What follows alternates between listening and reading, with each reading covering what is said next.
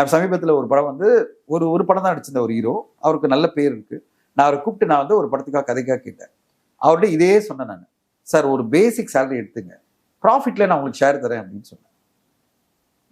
2வது மீட்டிங் வந்து என்ன தெரியுமா சொன்னாரு, சார் நிறைய பேர்கிட்ட பேசிட்டேன் சார், அந்த ப்ராஃபிட் சொல்றீங்களே அது கேரண்டியே கிடையாது. ஏன்னா நாளைக்கு நீங்க பல காரணங்களை சொல்லலாம், ஓடாதுக்கான காரணங்கள் பல சொல்லலாம். நீங்க வியாபாரமே சரியா பண்ணா போலாம். எப்படி சார் பண்ணா போலாம்? நீங்க ஒரு ரேட் சொல்லியிருப்பீங்க, அவங்க ஒரு ரேட் சொல்லியிருப்பாங்க, நீங்க டீல் முடிக்காம போலாம். கரெக்டுங்களா? டீல் முடிக்காம அதனால படம் லாஸ் ஆயிருக்கலாம். நாளைக்கு லாஸ் ஆயிடுச்சு, எனக்கு எதுவுமே கொடுக்க மாட்டேன்னா எனக்கு லாஸ் ஆயிடும். சார் ஒன்று பண்ணலாம் சார், என் சம்பளத்தில் நான் இன்னும் கொஞ்சம் குறைச்சிக்கிறேன், நீங்க இந்த சம்பளத்தை எனக்கு கொடுத்துருங்க. எனக்கு இந்த ப்ராஃபிட்டுக்கோ இந்த பஞ்சாயத்துக்கோ நான் வரல. நாளைக்கு நம்ம 2 பேரும் சண்டை போட்டுட்டு இருப்போம், நீங்க ப்ரொமோட் பண்ணல, வியாபாரம் சரியா பண்ணல, இவ்வளவு விஷயத்த நான் மானிட்டர் பண்ண முடியாது. அது எனக்கு கிரியேட்டரா எனக்கு அந்த வேலை இல்லை சார். நான் நடிகர் நடிச்சுட்டு போறேன், எனக்கு அந்த சம்பளத்தை கொடுங்க அப்படின்னு ஒரு படம் நடிச்ச அப்கமிங் ஹீரோஸ் என்கிட்ட சொன்னார். அப்ப அவ்வளவு தெளிவா இருக்கும்போது பல படங்கள் நடிச்சு பல உச்சத்துல இருக்கிற நடிகர் என்ன சொல்லுவாங்க,